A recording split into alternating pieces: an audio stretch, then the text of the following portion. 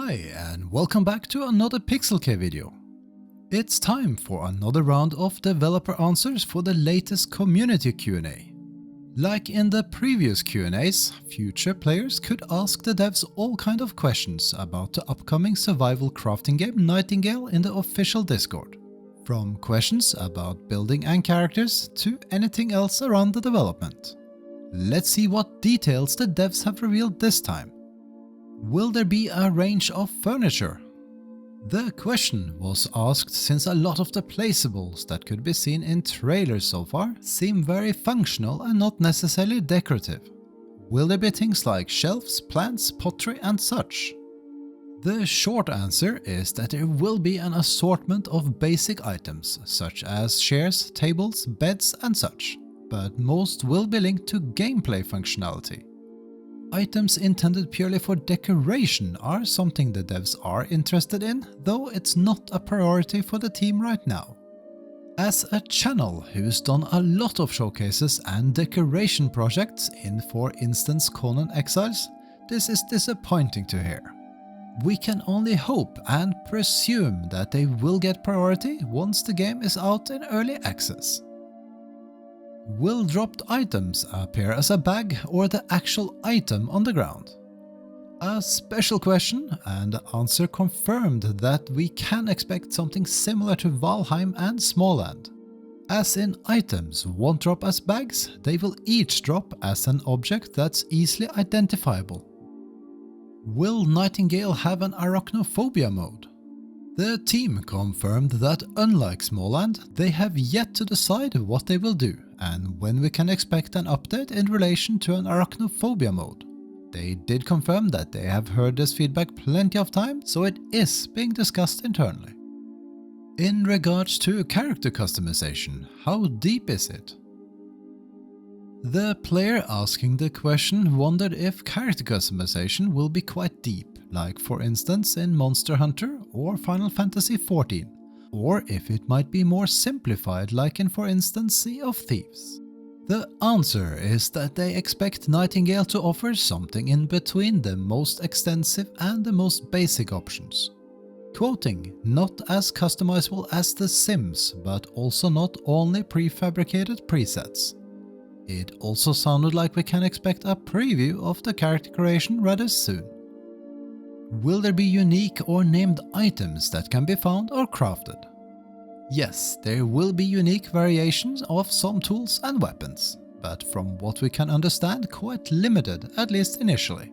An example given was that players can unlock and craft fancier versions of some of the tools in-game, or unlock different versions through in-game activities. Will we be able to build rafts to travel up and down rivers and fish on? If your dream was to build and fish from your own houseboat, then you will have to stick with games such as Raft, at least for now. The devs confirmed that nothing like this is being planned for the immediate future. They do, however, always welcome ideas and suggestions. Will there be tiers of building materials and items?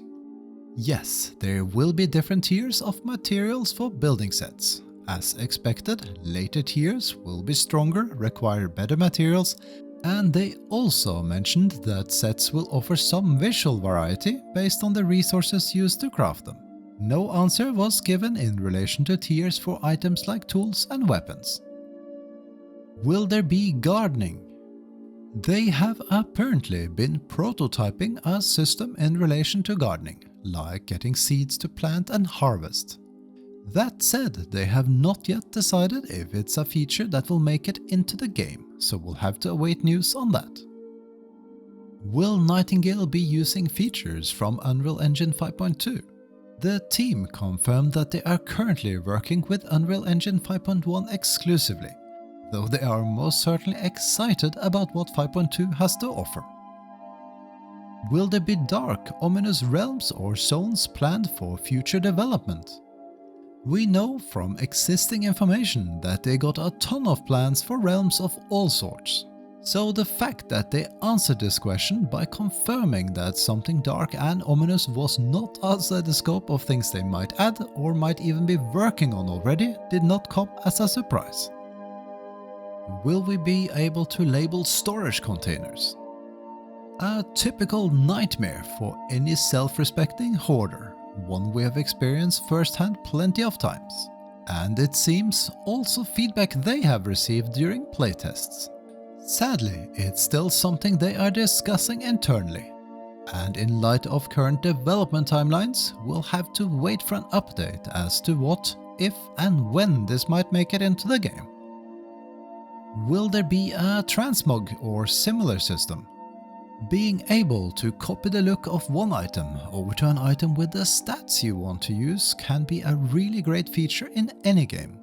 In this case, the devs don't seem to have plans for a typical transmog system, but have instead been experimenting with a system that would allow some items to change appearance based on the primary resource being used.